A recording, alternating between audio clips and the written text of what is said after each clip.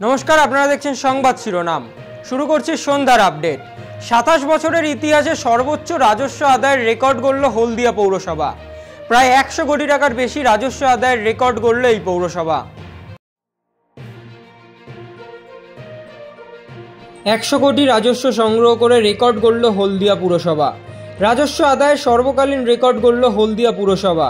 হলদিয়া পুরসভার প্রতিষ্ঠার ২৭টি আর্থিক বর্ষের মধ্যে চলতি আর্থিক বর্ষে সর্বকালীন রাজস্ব সংগ্রহের রেকর্ড করল হলদিয়া পুরসভা। পুরসভার দাবি, নাগরিক পরিষেবাকে অক্ষুণ্ণ রেখে অনাদায়ী কর আদায়ের ওপর বেশি জোর দেওয়ার ফলেই এই রেকর্ড গড়া সম্ভব হয়েছে। চলতি আর্থিক বর্ষে পুরসভার রাজস্ব আয় হয়েছে প্রায় ১০০ কোটি টাকার বেশি।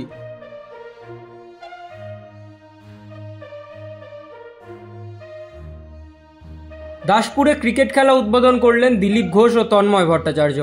জল্পনা রাজনৈতিক মহলে। বছর ঘুরলেই রাজ্যে বিধানসভা নির্বাচন, তার আগে থেকেই প্রত্যেকটি রাজনৈতিক দল ব্যস্ত জনসংযোগ করতে। রাজ্যের শাসক দল তৃণমূল কংগ্রেস অনেক আগে থেকেই রাজ্যের দুই বিরোধী সিপিএম এবং বিজেপিকে অশুভ গোপন আতাতের অভিযোগ করে আসছিল, আর সেই অভিযোগ কার্যত বাস্তবে দেখা গেল ক্রিকেট খেলার মাঠে।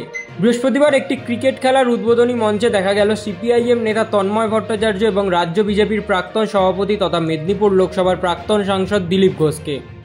পশ্চিমবাংলাকে পশ্চিম বাংলাদেশ বানাবার যে চক্রান্ত চলছে বারবার দেখতে পাচ্ছি। দুর্গাপূজা বিসর্জনের দিন যদি মহরম হয় তো দুর্গাপূজা বিসর্জন বন্ধ করে দেওয়া হয়, আর হোলি আর জুম্মা যদি এক জায়গায় হয় হোলি বন্ধ করে দেওয়া হয়। কেন এটা হচ্ছে? ডাবল স্ট্যান্ডার্ড কেন? সংবিধান সবাইকে ধর্ম আচরণ করার অধিকার দেওয়া হয়েছে। উত্তরপ্রদেশে আমরা দেখেছি সরকার সোজা বলেছে দুপুরে তোমরা খেলো, বিকালের পরে তোমরা নামাজ। ধুবুলিয়ায় নিজের ৪ বছরের শিশুকন্যার খুনের ঘটনায় অভিযুক্ত বাবাকে ঘটনাস্থল পুনর্নির্মাণে নিয়ে গেল পুলিশ। দিন কয়েক আগে নদিয়ার ধুবুলিয়া থানার পারিবারিক অশান্তির জেরে ৪ বছরের এক শিশুকন্যাকে তুলে আছাড় মেরে পরবর্তীতে নদীতে ফেলে খুন করেছিল তার বাবা। ঘটনার পর জলঙ্গি নদী থেকে এই শিশুকন্যার মৃতদেহ উদ্ধার করে পুলিশ। পরবর্তীকালে অভিযুক্ত বাবাকে গ্রেফতার করা হয়। এদিন জলঙ্গি নদীর যে জায়গা থেকে ওই শিশুকন্যার মৃতদেহ উদ্ধার হয়েছিল সেই ঘটনার পুনর্নির্মাণ করলেন পুলিশ। ঘটনা রঙদলিতে রাতে বাবা তার ৪ বছরের মেয়েকে নাম মেয়েকে ফেলে দিচ্ছিল। আজকে কি চলছে তার? আজকে কি দেখলেন? আজকে পুলিশে এনেছিল স্পটে, কীভাবে তার বাচ্চাকে ফেলেছে মেরেছে সেটা দেখার জন্য ওকে নিয়ে এসেছিল স্পটে, সেটা ইনকোয়ারি করলো পুলিশ। পূর্বস্থলীর একটি স্কুলে ছাত্রীদের হয়রানির অভিযোগে অভিযুক্ত ৩ শিক্ষক। প্রতিবাদ অভিভাবকদের। পূর্বস্থলী ২ নম্বর ব্লকের কাষ্ঠশালী নিবাননী উচ্চ বিদ্যালয়ে ৩ শিক্ষকের বিরুদ্ধে ছাত্রীদের রাতে মেসেজ বক্সে অশ্লীল মেসেজ, পড়ানোর নাম করে তাদের গোপন জায়গায় হাত সহ নানান অভিযোগ উঠে আসে। এইসব অভিযোগের ফলে বৃহস্পতিবার স্কুল ছুটির মুহূর্তে স্কুলে অভিভাবক এবং এলাকাবাসীরা বিক্ষোভ দেখায়। বিক্ষোভের জেরে উত্তাল হয় স্কুল চত্বর। তারা টিআইসির পদত্যাগের দাবি জানান। এরপর ঘটনাস্থলে আসে পূর্বস্থলী থানার বিশাল পুলিশ বাহিনী। তাদের সাথেও চলে এলাকাবাসীর বাকবিতণ্ডা। নাম্বার নিয়ে, তার ফোন নাম্বার নিয়ে পড়ার কোনো রকম ফ্যাসিলিটি পাইয়ে দেবে এই বলে, তার যদি তার হোয়াটসঅ্যাপে যদি উল্টো পাল্টা মেসেজ করা হয়, তুমি এখন কি খাচ্ছ, তুমি এখন ঘুমিয়েছো তো, হ্যাঁ তোমার জন্য আমি থাকতে পারছি না, তোমার জন্য আমার মন খারাপ করছে। এটা একটা শিক্ষক, এটা আমরা কোথায় বাস করছি? এবার হুমকি দেওয়ার অভিযোগ উঠল সরকারি মেডিকেল কলেজ হাসপাতালের অ্যাসিস্ট্যান্ট এসএমভিপিকে। বীরভূম জেলার অন্তর্গত রামপুরহাট মেডিকেল কলেজ ও হাসপাতালের সহকারী এসএমভিপিকে থ্রেট তৃণমূল কংগ্রেস নেতা ওয়াসিম আলী ভিক্টরের। পৌরসভার ১০ নম্বর ওয়ার্ডের কাউন্সিলর স্বামী ওয়াসিম আলী ভিক্টর। এই ঘটনার পর থেকে ওই আধিকারিক আতঙ্কে দিন কাটাচ্ছেন। এই বিষয় নিয়ে রাজ্য স্বাস্থ্য দপ্তর সহ স্বাস্থ্য দপ্তরের 10টি জায়গায় লিখিত অভিযোগ দায়ের করা হয়েছে। আমাদের এই শান্তি এন্টারপ্রাইজের সুপারভাইজার আসিফ বলে, তো দেখলাম একটু রেগেই আছেন আর কি ভিক্টর সাহেব।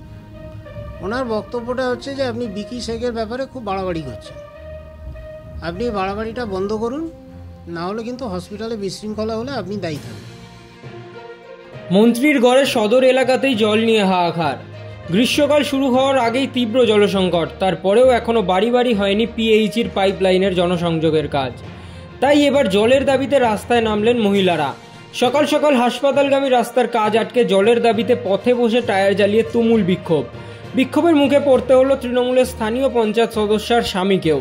বিক্ষোভ সামাল দিতে এলে মহিলাদের ক্ষোভের মুখে পড়তে হয় পুলিশকেও।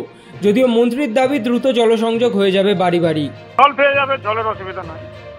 পাইপের কাজ করছে, মেরামতি কাজ করছে, জল ফের পাবেন, এটা হয় মানে জল যে টাইমিং এ যেটা টাইমিং। হ্যাঁ বুঝতে পারছি, টাইমিং বুঝতে পারছি। জলের জন্য কোনো অভাব নাই।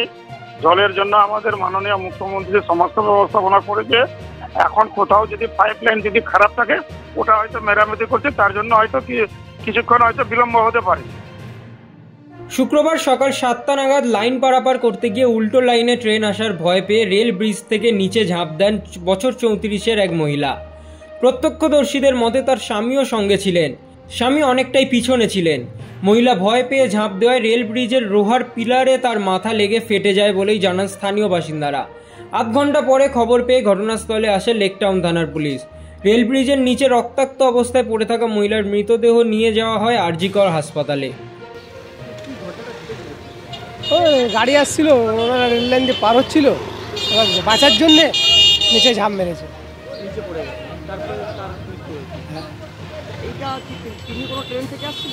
না, উনি ট্রেন থেকে এসে প্ল্যাটফর্মে নেমেছেন। প্ল্যাটফর্ম দিয়ে নেমে উনি রেল লাইন ধরে আসছিলেন। এবার যে লাইন ধরে আসছিলেন সেই লাইনে আবার গাড়ি ঢুকে গেছে, তবে ওই বাঁচার জন্য উনি ঝাঁপ মেরে দিয়েছেন। ওনার নাম কি জানা গেছে? না, আমি নাম জানি। এখানকারই বাসিন্দা? হ্যাঁ, এখানকার লোকাল। শালবনীতে রেলগেট তোলাকে কেন্দ্র করে সাধারণ মানুষের বিক্ষোভ। দীর্ঘ কয়েক দশক ধরে রয়েছে পশ্চিম মেদিনীপুর জেলার অন্তর্গত শালবনীর মুন্ডুলকুপি রেলগেট। গ্রামবাসীদের যাতায়াতের সড়কপথের এটি একটি মাধ্যম। তবে রেল কর্তৃপক্ষ সেটিকে আন্ডার বাইপাস করার সিদ্ধান্ত নিয়েছিল বেশ কয়েক বছর আগে। তবে সেই আন্ডারপাস শালবনীতে না হয়েছে অন্য জায়গায়। তারপরেই রেল কর্তৃপক্ষ সিদ্ধান্ত নেয় যে এই গেটটি তুলে দেওয়া হবে, যার ফলে ক্ষিপ্ত হয়ে ওঠে সাধারণ মানুষ। আমলের এই গেটের নাম্বার ধরে ওখানে টেন্ডার হয়েছিল, এখান থেকে ওখানে যে হয়েছে আমাদের কোনো সমস্যা নেই। আমাদের এখানে গেট তুলতে আসছে বারবার। এটা 2012 সালের পর অন্তত মিনিমাম ওদের হয়ে গেল 20 বার আসা হয়ে গেল। রাত্রের অন্ধকারে এখানে এসে 3টার পর রাত্র অন্ধকারে এসে এখানে গেট তোলা চেষ্টা হয়েছিল, সেটাও গ্রামবাসীদের সহযোগিতায় বাধা দেওয়া হয়েছিল। অনেক কিছু ঘটনা ঘটে গেছে। ওনারা এখন জোরপূর্বক এসছেন সমস্ত কিছু নিয়ে যে এখানে গেট বন্ধ করব, কিন্তু আমাদের একটাই দাবি গ্রামবাসীদের তরফ থেকে যে এখানে বিকল্প কিছু ব্যবস্থা করা হোক, তারপরে তারা আন্ডার গেট বন্ধ করবে। দরকার হলে আমারও এখানে অবরোধের বসার সিদ্ধান্ত করেছে। বাংলা আবাস যোজনার টাকা নিয়ে বেপাত্তা উপভোক্তা। ঘটনাটি ঘটেছে উত্তর 24 পরগনার চাঁদপাড়া গ্রাম পঞ্চায়েতের ঢাকুরিয়া এলাকায়। উপভোক্তার নাম সুকুমার মণ্ডল। পঞ্চায়েত সূত্রে জানা গিয়েছে 2018 সালে চাঁদপাড়া গ্রাম পঞ্চায়েতের ঢাকুরিয়া এলাকায় একটি জমি দেখিয়ে বাংলা আবাস যোজনার ঘরের জন্য আবেদন করেছিলেন সুকুমার বাবু। এরপরেই বাড়ি তৈরির জন্য প্রথম কিস্তির 60,000 টাকা ওই ব্যক্তির অ্যাকাউন্টে ঢোকে। এরপর পঞ্চায়েতের পক্ষ থেকে সুকুমারের দেখানো জমিতে গিয়ে দেখা যায় নির্মাণ কার্য এখনও শুরু হয়নি। জানা গেছে 2 মাসের অনুসন্ধান সত্ত্বেও সুকুমারের খোঁজ পাওয়া যায়নি। হ্যাঁ, একজন ব্যক্তি ওনার বাড়ি আমরা যেটা এখন করতে হচ্ছে, ওনার নাম হচ্ছে সুকুমার মণ্ডল। আমরা এখন তো বাড়ির সার্ভে করছি যে কতদূর কনস্ট্রাকশন করলো। এই সার্ভে করতে গিয়ে আমরা দেখলাম যে ওনাকে আমরা খুঁজে পাচ্ছি না। তো যেহেতু শুরু হলো পানিহাটি পৌরসভার পৌরপ্রধান নির্বাচনের কর্মসূচি। বৈঠক শুরু হয় এবং বিধায়ক নির্মল ঘোষ মুখবন্ধ একটি খাম নিয়ে বৈঠকে আসেন। এরপর তিনি খাম দিয়ে বেরিয়ে যান। 35টি ওয়ার্ডের কাউন্সিলরের মধ্যে 34 জন উপস্থিত হন। কংগ্রেস কাউন্সিলর তো আমাদের মিটিংয়ে থাকে না, উনি যদি সমর্থন করে সেটা তো একটু পরেই হয়ে যাবে। আমি কোথায় যাবো? আছি এখানে। আপনি হুইপ পৌঁছাতে এসেছেন? দলের হুইপ পৌঁছাতে এসেছেন? পৌঁছতে নয়, দিতে এসেছি। আচ্ছা, নির্মল আরেকটা প্রশ্ন। মাই সিগনেচার ইজ অবশেষে নূতন পৌরপ্রধান পেল পানিহাটি পৌরসভা। সকল প্রতীক্ষার অবসান ঘটিয়ে সর্বসম্মতি সাপেক্ষে পানিহাটি পুরসভার 17 নম্বর ওয়ার্ডের কাউন্সিলর সোমনাথ দে এবার পৌরপ্রধানের দায়িত্ব সামলাবেন। বিশদে জানতে চোখ রাখুন সংবাদ শিরোনামের পর্দায়।